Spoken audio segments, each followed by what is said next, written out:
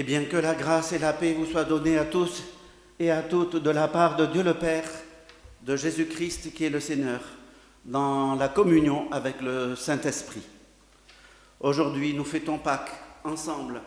Pâques, c'est un jour de naissance, c'est un jour de résurrection, c'est un jour de victoire, c'est le jour le plus extraordinaire, le plus spécifique de tous les jours qui existent.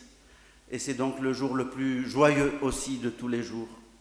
Que nos cœurs aujourd'hui s'ouvrent à cette joie, que nos cœurs aujourd'hui s'ouvrent à cette vie et que nos cœurs s'ouvrent à cette lumière du ressuscité.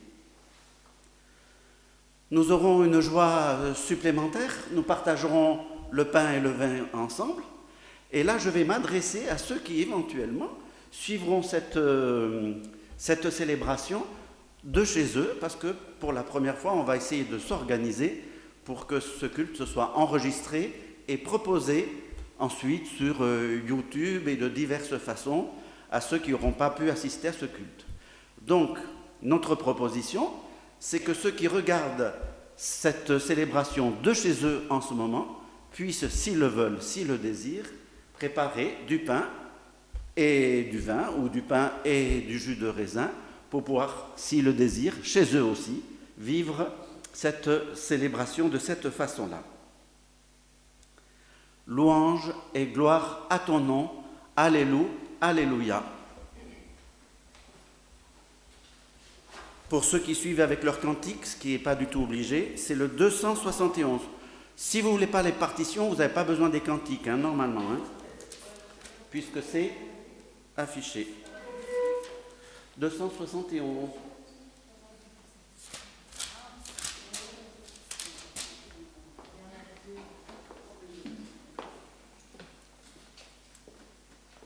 Et Néry, je compte sur quoi devant le micro aussi, pour chanter.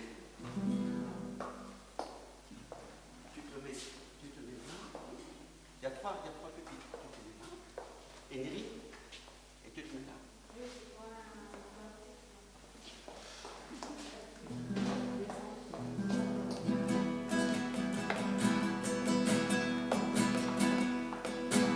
Louange et gloire à ton nom, Alléluia, Alléluia. Seigneur Dieu de l'univers, Alléluia, Alléluia. Gloire à Dieu, au plus haut des cieux. Gloire à Dieu, au plus haut des cieux. Venez, chantons notre Dieu, Alléluia, Alléluia. C'est lui notre Créateur, Alléluia, Alléluia. Gloire à Dieu, au plus haut des cieux. Gloire à Dieu,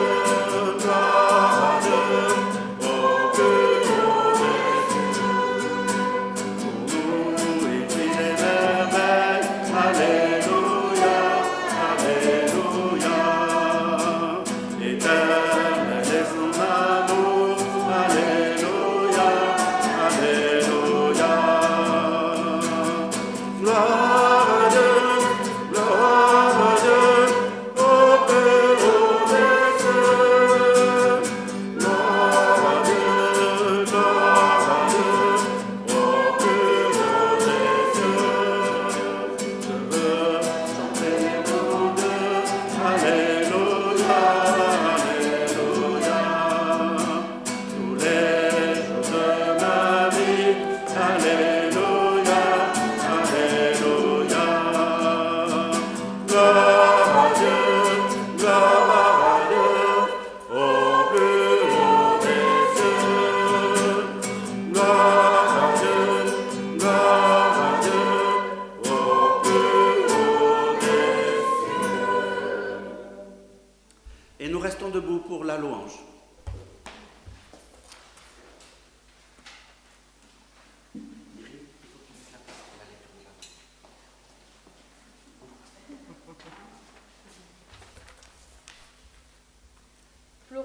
tombeau, soudain Marie se dresse. Qui donc l'appelle par son nom?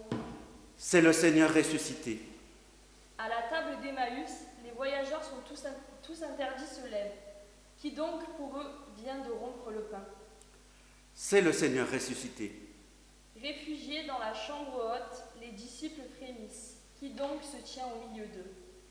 C'est le Seigneur ressuscité. Enfermé dans son incrédulité, Thomas exige de voir pour croire. Qui donc est son Seigneur et son Dieu? C'est le Seigneur ressuscité. Approchant du rivage, les pêcheurs soudain s'interrogent. Qui donc les attend près d'un feu? C'est le Seigneur ressuscité. Et maintenant, près de nous, près de notre cœur, en silence, quelqu'un pose sa main sur notre épaule. C'est le Seigneur ressuscité. Frappez dans vos mains, vous tous les humains. À cri redoublé, peuples assemblés. Pour ceux qui ont leur cantique, c'est le 47.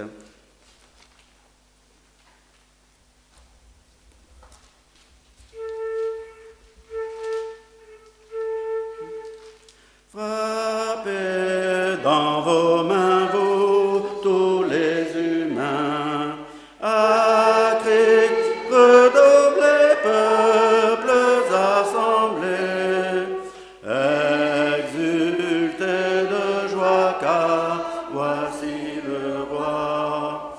Redoutable et doux Dieu veille sur vous, souverain, sa puissante main, étend à jamais son règne de paix. Si Dieu a choisi Israël pour fils, c'est là ce qu'on veut, c'est la maintenue, c'est pour proclamer par son bien-aimé. En moi se liront toutes les nations, et faut maintenant que s'ouvre tout grand, partout pour toujours mon règne d'amour. Peuple racheté, viens ici chanter. De tes oppresseurs, c'est le vainqueur. Fais sonner du corps Dieu et juste et fort. Chantez, tous chantez sa grande bonté. Viens rétablir, fais resplendir plus haut que les cieux le règne de Dieu.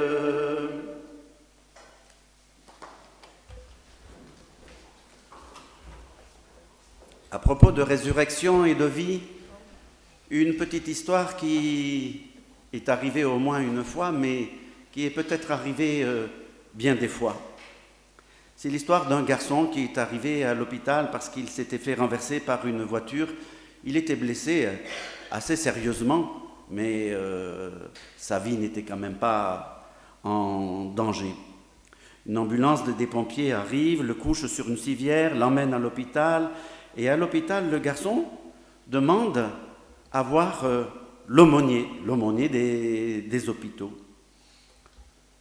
L'infirmière, par qui le message passait, le rassure et lui dit « Ne te fais pas de soucis, tu ne vas pas mourir quand même. » Et le petit garçon répond « Je ne veux pas voir un aumônier parce que j'ai peur de mourir, mais je veux voir un aumônier parce que je veux rendre grâce à Dieu d'être encore en vie après mon accident. » Pour certaines personnes et pour cette infirmière, probablement, la religion, la foi, les aumôniers des hôpitaux signifient se préparer à la mort.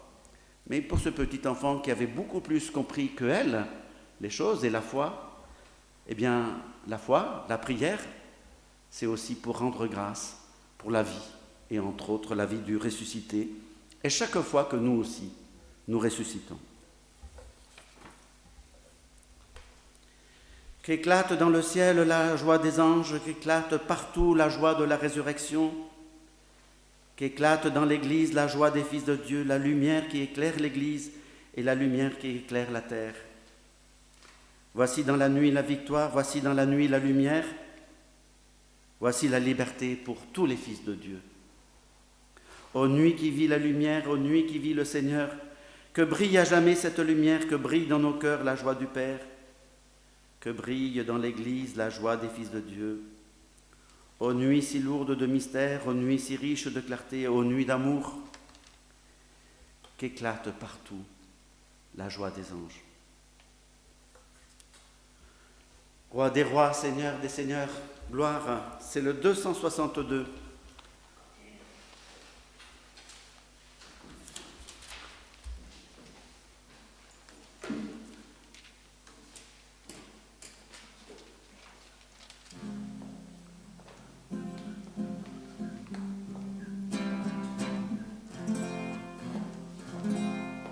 Roi des rois, Seigneur des seigneurs, gloire, alléluia.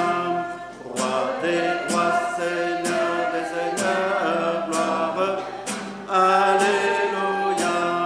Jésus, prince de paix, gloire, alléluia. Jésus, prince de paix, gloire, alléluia. Roi des rois, Seigneur des seigneurs, gloire, alléluia. Roi des rois, Seigneur des seigneurs, gloire, alléluia. Jésus, prince de paix, gloire, alléluia. Jésus, prince de paix, gloire, alléluia. Roi des rois, Seigneur des seigneurs, gloire, alléluia. Roi des rois, Seigneur des seigneurs, gloire, alléluia. Jésus, prince de paix, gloire, alléluia. Jésus, prince de paix, gloire, alléluia.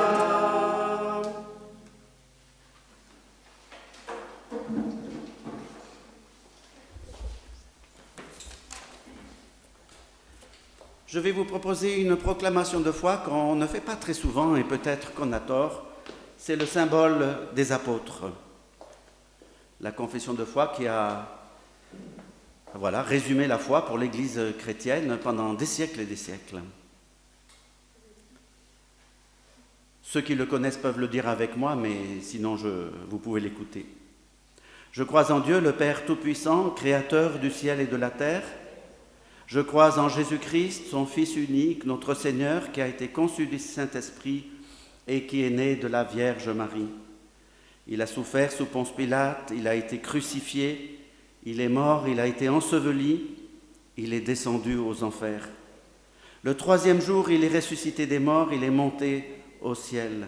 Il siège à la droite de Dieu, le Père Tout-Puissant, et il viendra de là pour juger les vivants et les morts. Je crois en l'Esprit Saint, je crois à la Sainte Église universelle, la communion des saints, la rémission des péchés, la résurrection de la chair et la vie éternelle. Amen. Ce résumé de la foi est un résumé qui concerne aussi bien les catholiques, les protestants, les orthodoxes, tous les chrétiens. Voilà, comme il a été fait quand même il y a de nombreux siècles. Peut-être des fois on voudrait le compléter un peu différemment, mais malgré tout il dit beaucoup de choses, et entre autres le Père, le Fils et l'Esprit Saint. Et puis aussi, bien sûr, la résurrection, le troisième jour, il est ressuscité des morts. C'est une belle histoire, c'est un beau récit, c'est un beau témoignage, c'est une bonne nouvelle vraiment. Je vous invite à chanter avec le 779. Tu es la plus belle parmi les plus belles.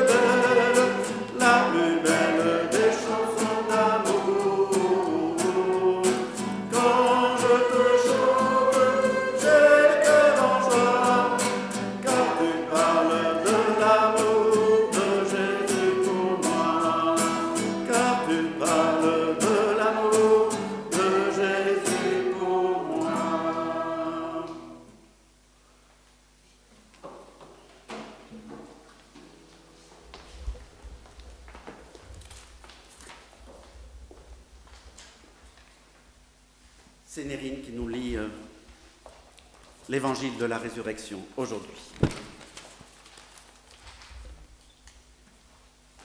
Quand le sabbat est fini, Tu as mis le micro? vous entendez? Non. Non. Ex. Merci. Quand le sabbat est fini, Marie de Magdala, Marie la mère de Jacques et Salomé achètent des huiles parfumées pour aller les mettre sur le corps de Jésus. Le dimanche matin, très tôt, au moment où le soleil se lève, elles partent vers la tombe et elles se disent entre elles: qui va rouler pour nous la pierre à l'entrée de la tombe? Mais les femmes regardent et elles voient qu'on a déjà roulé la pierre. Pourtant, elle est très grande.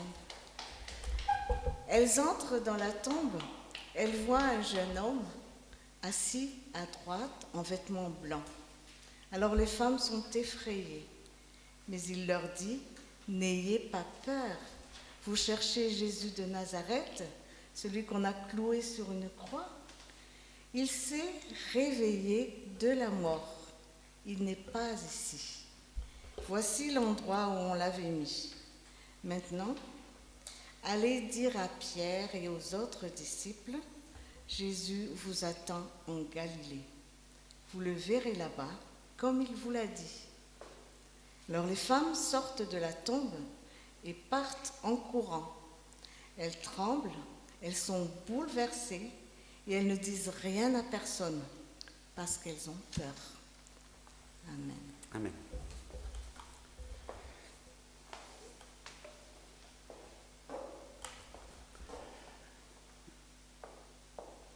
Les femmes se posent une question sur le chemin: qui pour nous va rouler la pierre? Et c'est une question bien légitime, parce que d'après ce qu'on en sait et d'après les quelques traces archéologiques, effectivement, c'était une grosse pierre lourde qu'on mettait devant ces tombeaux lorsqu'ils étaient taillés dans le rocher. Les femmes, ce jour-là, avaient une crainte de tomber sur une porte fermée, une pierre devant un tombeau. Et nous aussi, parfois, dans la vie, forcément, on a quelques craintes. Est-ce que je vais arriver à franchir telle étape? Est-ce que je vais arriver à franchir telle épreuve, tel défi? Nous aussi, nous avons des inquiétudes légitimes.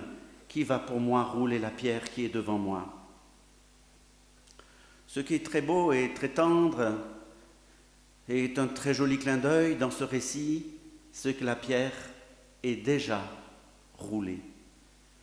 La pierre est déjà partie au moment où les femmes se posent la question. C'est normal de se poser des questions. Si on ne s'en posait pas, on buterait tout le temps sur des portes fermées sans avoir réfléchi comment les ouvrir. Mais là, elle se pose des questions et là, la réponse était déjà là. Un joli clin d'œil. Tu te fais du souci, tu as certainement raison de t'en faire, mais parfois, la chose est faite sans toi, en dehors de toi, car tu ne peux pas tout faire tout seul. Un ange leur parle. On dit un ange, c'est un homme habillé de blanc, mais on dit que c'est un ange. Un ange leur parle et les rassure et leur dit: n'ayez pas peur. Un ange est là, c'était peut-être lui qui avait roulé la pierre, que sais-je? Ou c'était peut-être cet homme qui était là aussi, dont il n'est pas dit explicitement que c'était un ange. Il y a parfois des humains dans notre vie qui sont des anges. Et nous connaissons tous, je crois ici, Momo, qui n'est pas là à cet instant, mais qui est souvent là, au début ou à la fin de nos cultes. Et Momo dit: qu'est-ce que tu ferais s'il n'y avait pas un ange ici? Et c'est vrai que des fois, il a bien raison. Parfois, disait Richard Wurmbrand, un pasteur en Roumanie, parfois les anges arrivent très en retard, très très en retard. Parfois on les supplie, on leur dit: viens me délivrer, et parfois ils arrivent vraiment trop tard. Et ce pasteur qui est plein de spiritualité orientale disait: c'est parce que les anges, ils viennent et répondent toujours lorsqu'on les appelle, mais en chemin ils se laissent distraire. Il suffit qu'il y ait un arbre où chaque feuille ploie sous les gouttes de rosée, il prend chaque feuille et très délicatement il secoue la rosée pour libérer chaque feuille. Alors ça prend du temps. Les anges sont toujours là, mais des fois ils prennent un peu de temps. En tous les cas, celui du tombeau vide, il était là ce jour-là. Il était complètement à l'heure. Les femmes sont des êtres qui se sont posés des questions, et heureusement, et nous sommes tous des êtres qui nous posons des questions, et heureusement.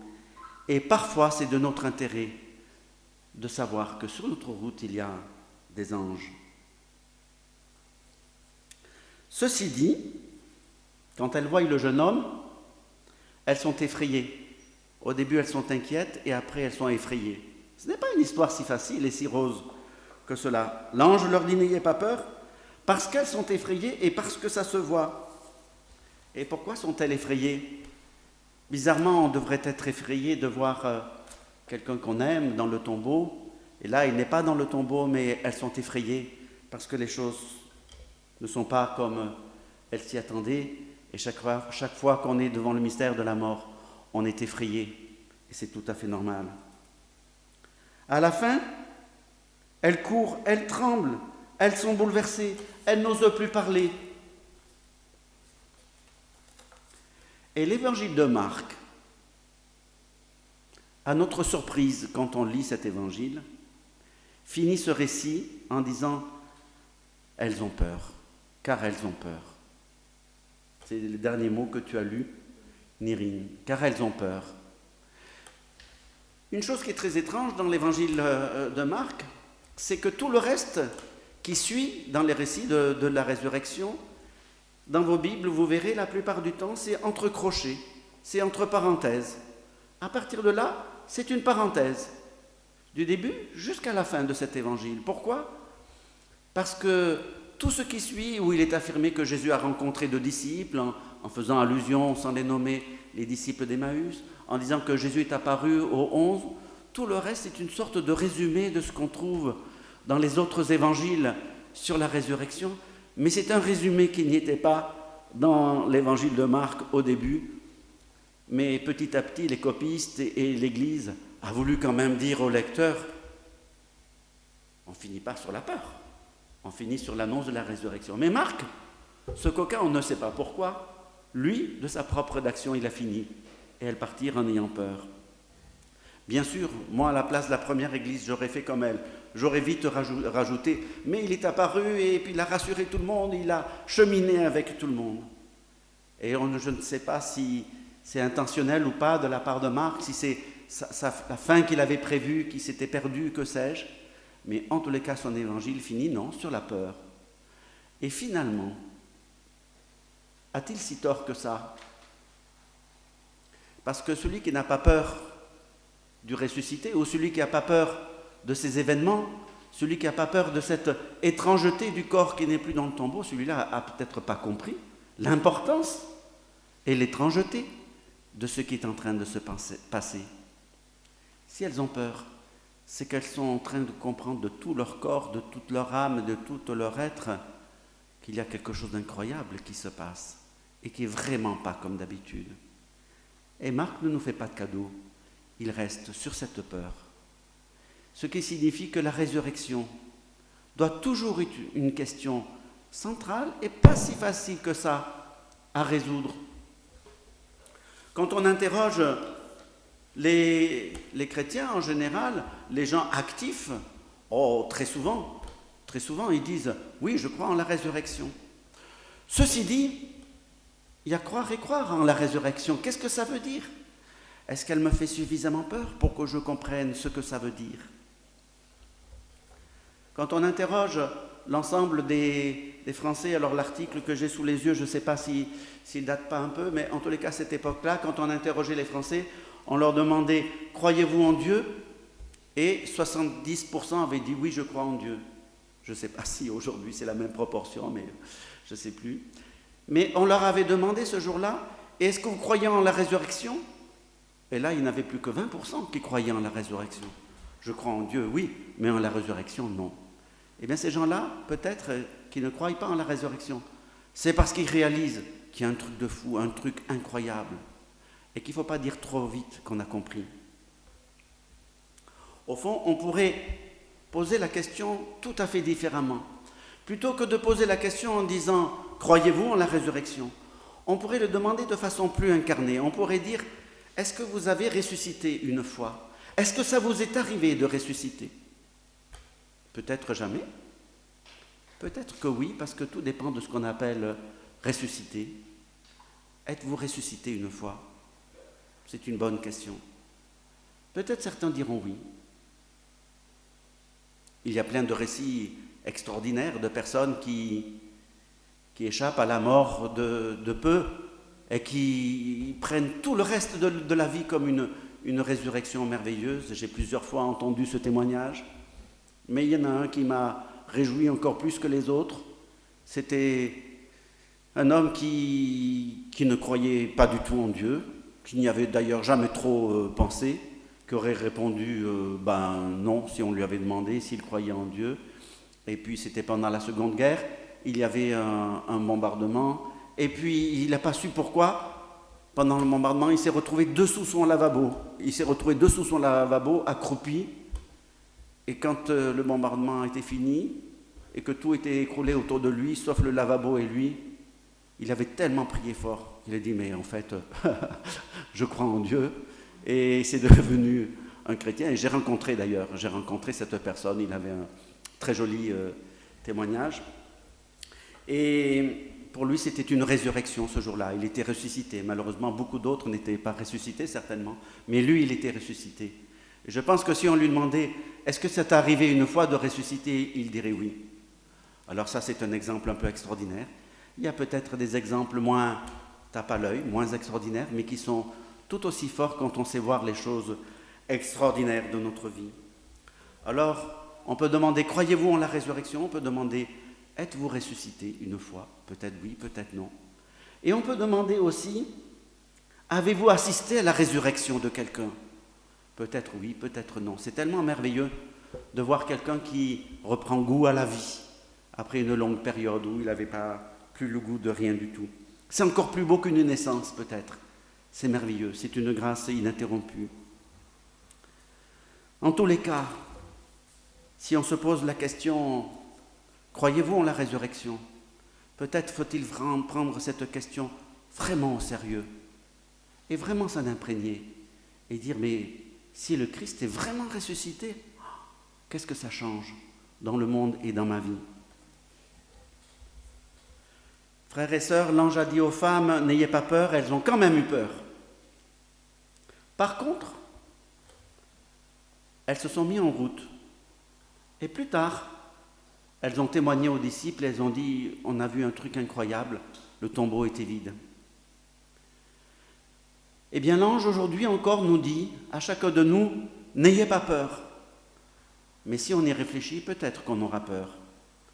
Mais cela ne doit pas nous empêcher de nous mettre en route. Amen.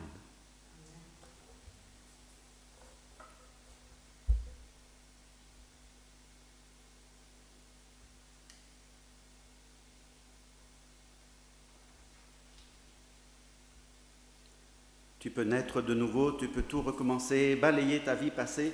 C'est le 151.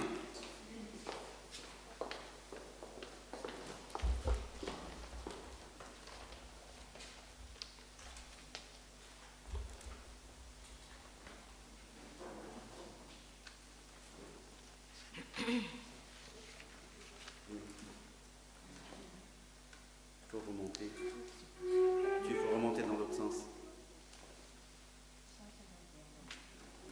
Il faut continuer. C'est pas ça. C'est je louerai l'Éternel. Voilà. Non, c'était bon. Et qu'est-ce que je vous ai dit? Ah ben c'est moi qui me suis bien trompé. C'est moi qui me suis trompé. Ah ben oui. Bon, ben on va faire je louerai l'Éternel alors, parce que sinon c'est trop compliqué. Désolé. C'est le premier qu'on a fait, je crois. Excusez-moi.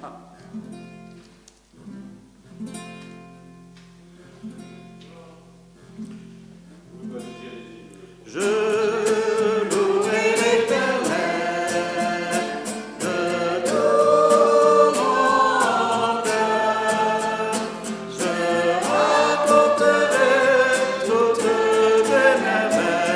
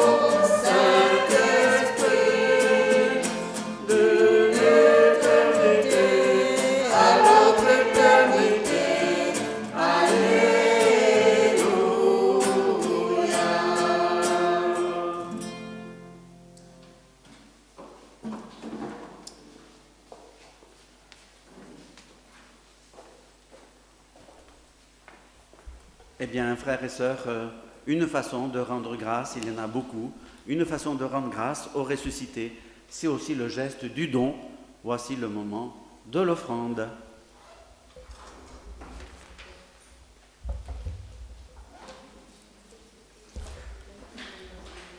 Pendant ce temps, je vous partage quelques annonces sur la vie de notre communauté. Donc, ce mardi soir qui vient, à 20h, comme 2 fois par mois, c'est notre catéchisme adulte. Voilà, on se régale bien, on est 6 ou 7 ou 8. Et voilà, et le thème du prochain catéchisme adulte, ce mardi à 20h, en visioconférence, c'est Marie-Claude qui nous parlera de deux disciples en chemin et qui nous le fera avec l'aide de tableaux et de tableaux en couleur. Et quand on connaît ce peintre, Lindegaard, qui est un pasteur peintre, les tableaux en couleur, je crois qu'ils sont exceptionnels. Ils sont toujours en noir et blanc d'habitude. Voilà. Marie-Claude, tu voulais rajouter quelque chose? Tu veux le micro? Ok. Donc ce mardi soir, bienvenue à ceux qui ne nous ont pas encore rejoints au catéchisme adulte. C'est une belle expérience que nous vivons et vous êtes plusieurs ici à en profiter. Jeudi après-midi, ici, dans ce temple, il y aura un culte de consolation, donc pour la famille de Claude Quiminal. Je ne sais pas si vous le connaissiez, Claude Quiminal, mais voilà, c'est dans le cadre de ma permanence pour tout Marseille. Donc ici, dans ce lieu, ce qui fait que en quittant ce culte, nous pourrons laisser les chaises telles qu'elles sont. Les gens sont prévenus qu'il ne peut être au maximum que 20 personnes. Ils sont prévenus. Voilà, et puis jeudi toujours, à 18h30, notre pause spirituelle du jeudi, voilà. Et on se régale bien aussi, c'était très agréable d'avoir ce petit temps fraternel. Samedi, journée de formation et de réflexion des conseillers presbytéraux dans le cadre du consistoire.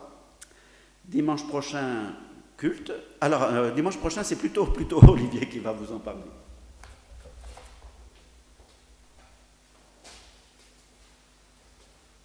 Oui, nous sommes en confinement extérieur, pour résumer un peu la formule qui est aujourd'hui.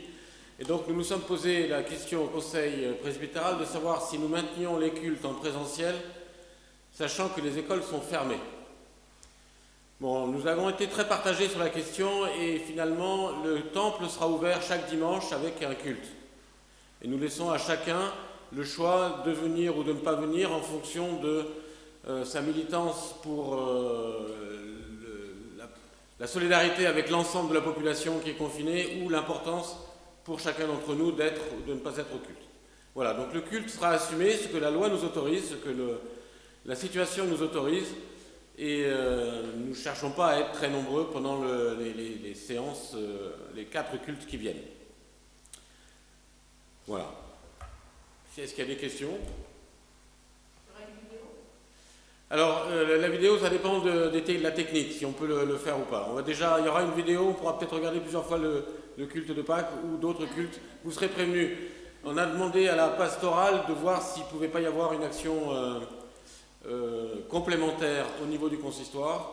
Et s'il y a un culte du consistoire qui est disponible sur YouTube, on vous le fera savoir. Voilà. Parce qu'effectivement, ça peut être plus sympa d'assister à un culte avec des gens qu'on connaît un peu, même si on les connaît moins que ceux de la communauté, que d'assister au culte de présence protestante ou d'une autre émission. Voilà, donc on vous tiendra au courant par Internet de l'ensemble des cultes qui seront disponibles en distanciel, mais le culte sera assuré pour ceux qui tiennent au présentiel. Merci. 3 mini petits cadeaux à s'offrir voilà, dans le cadre de ces annonces. Alors d'abord, sachez qu'à la sortie, on ne vous les distribue pas, mais à la sortie, chacun peut prendre le sien.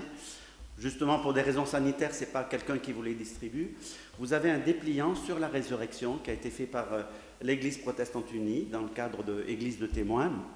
Et vous avez un petit dépliant sympathique, bien fait, que vous pouvez prendre sur le thème de la résurrection. Et des petits cadeaux, c'est un petit clin d'œil en photo avec Valentina qui va faire défiler. Dimanche dernier, si vous voyez, c'était les enfants qui ont fait un petit... Ben aujourd'hui, il n'y a pas d'enfants, mais dimanche dernier, enfin, il n'y a pas d'enfants, oui, il y a des jeunes adultes. Mais dimanche dernier, les enfants ont été rassemblés par Marie-Claude, ils étaient 2, et ils ont fait toute une composition sur le thème des rameaux. Voilà, c'était très beau. Alors la photo suivante, eh ben, c'est pour dire, vous la verrez souvent cette photo-là. C'était ici, sous cette table, avec cette table, il y a quelques jours. Et c'est une belle photo qu'on voulait vous partager. Et puis une dernière. Est-ce que vous avez tous vu? Oui, tu as vu? Parce qu'en fait, il y a souvent des choses qui sont nouvelles, et puis on les considère comme si elles étaient là depuis toujours. Mais je suis content qu'il y en ait qui les aient vues. Est-ce qu'il y en a qui n'ont pas vu en arrivant qu'il y avait un nouveau panneau? Hein, peut-être que... Tu avais vu, Janine? Ah, enfin. Ah oui. Marie-Claude, elle m'a dit enfin, ça fait 4 ans qu'elle me le réclamait, alors elle est patiente. Benoît, tu l'avais vu? Très bien. Voilà, c'était un petit clin d'œil.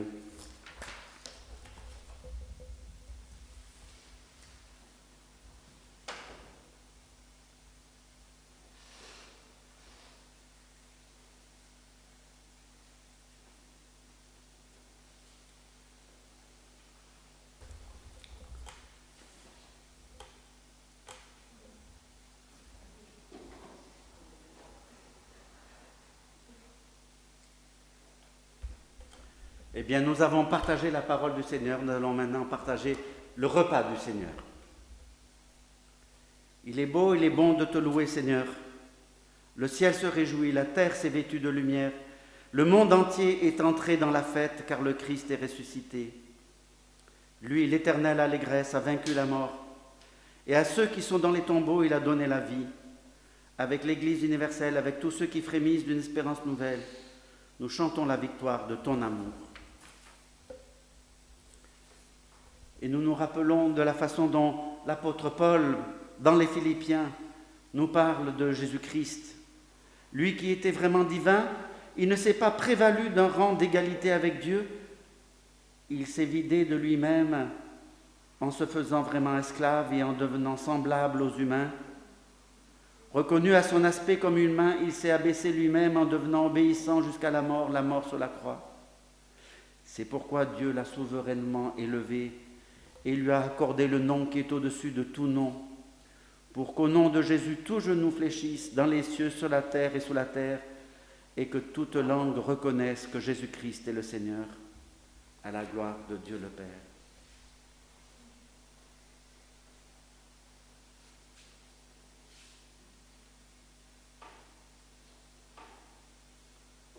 La nuit où il fut livré, le Seigneur Jésus prit du pain,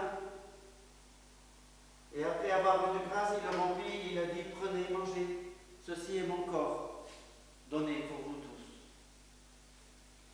Et à la fin du repas, il a pris la coupe de bénédiction pour laquelle nous rendons grâce, et il a dit, buvez-en tous, ceci est le sang de l'alliance, versé pour la multitude. Ainsi donc, frères et sœurs, chaque fois que nous partageons ce pain, chaque fois que nous buvons dans cette coupe, nous annonçons la mort du Seigneur Jésus, jusqu'à ce qu'il revienne parmi nous.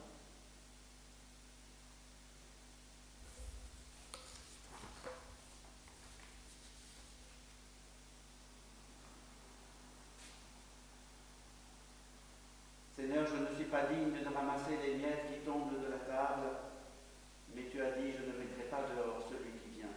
Amen. Frères et sœurs, nous allons rester à notre place, nous allons nous lever. Michel passera et vous donnera, sans les toucher, vous donnera donc un morceau de pain. Si vous le désirez, ben vous tendrez la main. Si vous ne le désirez pas, vous n'êtes pas obligé du tout. Et puis ça sera pareil, peut-être moi qui vais passer.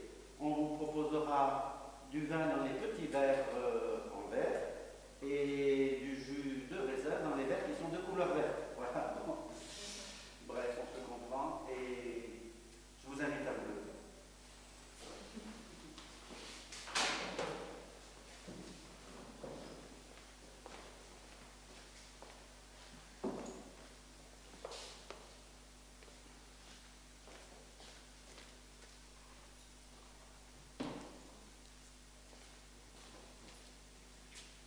Merci beaucoup.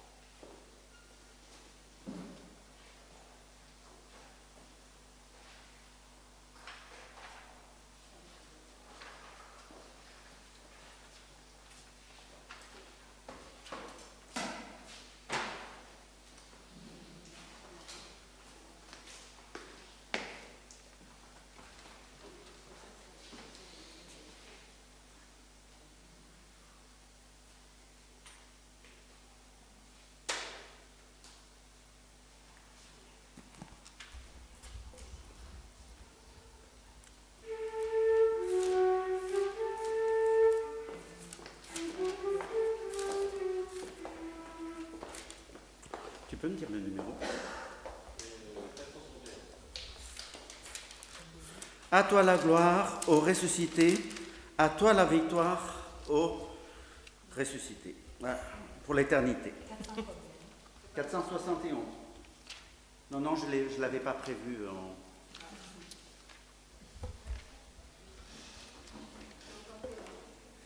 471. Mais vous l'avez, oui. Hein? Le 1.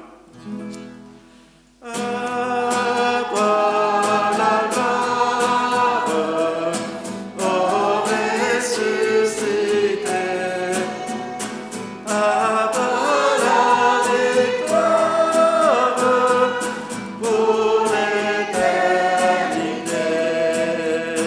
brillante lumière, l'ange est descendu. Il ouvre la pierre de ton convaincu. À toi la gloire, ô ressuscité. À toi la victoire pour l'éternité.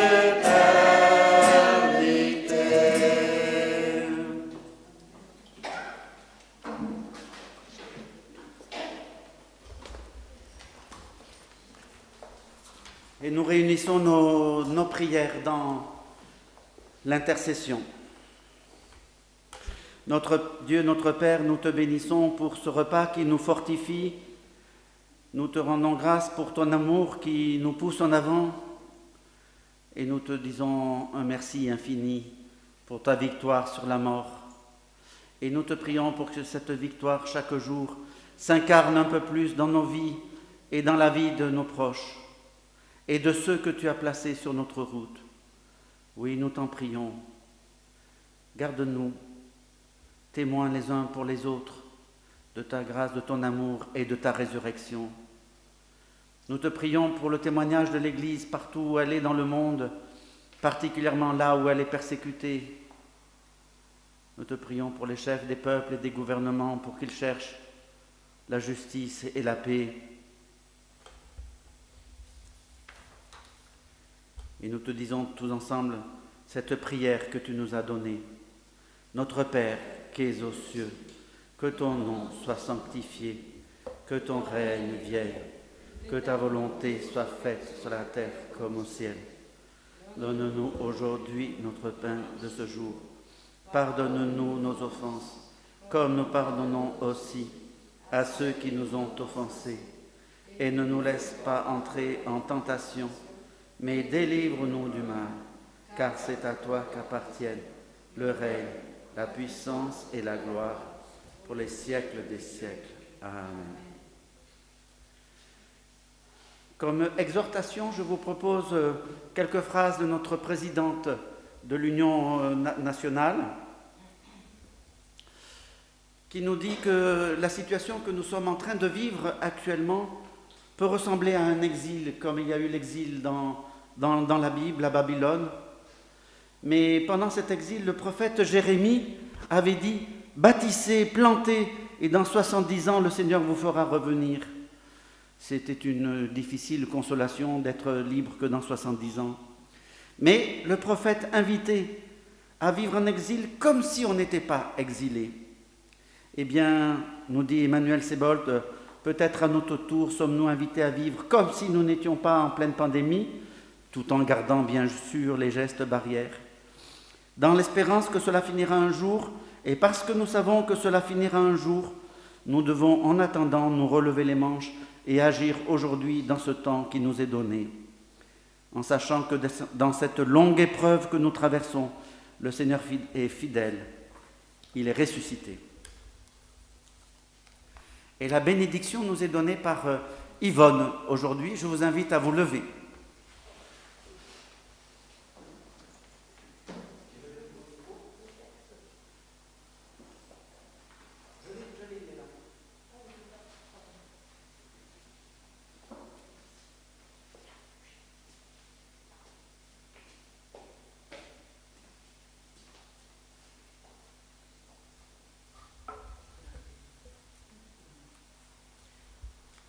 ton cœur soit habité par la certitude qu'après chaque intempérie se lève l'arc-en-ciel.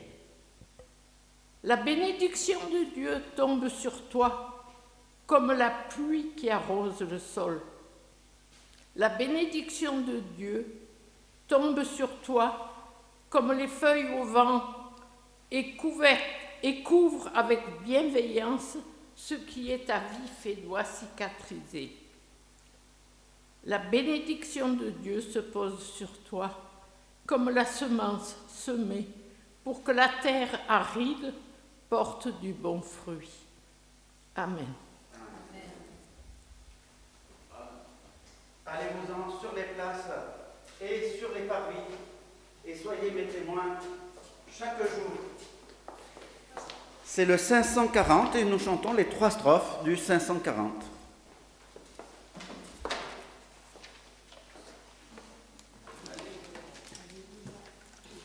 Allez-vous-en sur les places.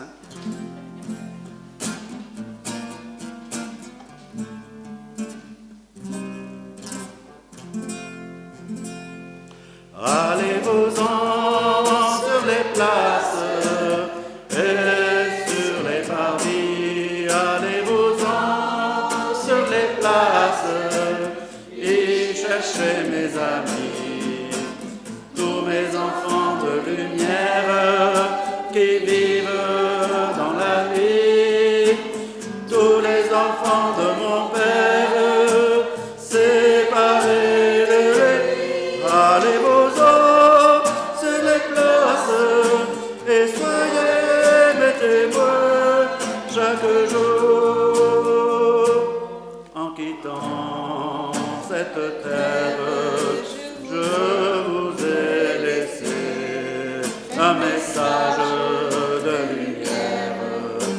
Qu'en avez-vous donc fait quand je vois aujourd'hui mes enfants révoltés, aigris et douloureux d'avoir pleuré?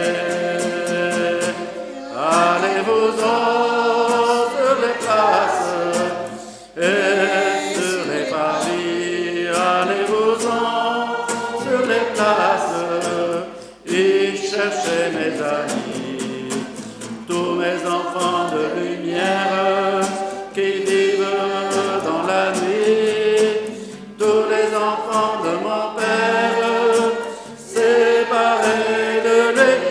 Allez-vous-en sur les places, soyez mes témoins chaque jour. En quittant cette terre, je vous ai donné la justice de mon Père. L'avez-vous partagé quand je vois aujourd'hui mes enfants qui ont peur, sans amour et sans foi et sans honneur?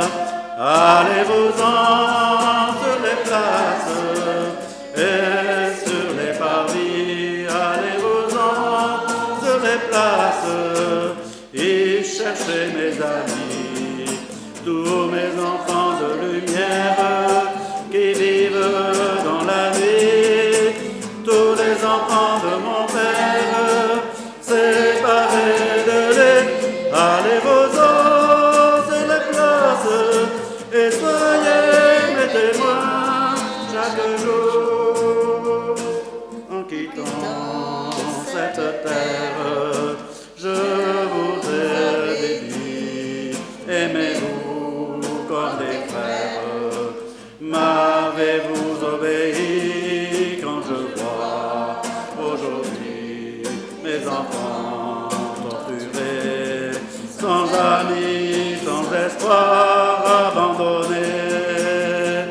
Allez-vous-en sur les places et sur les parvis. Allez-vous-en sur les places et cherchez mes amis, tous les enfants de lumière qui vivent dans la nuit, tous les enfants de mon Père séparés de lui.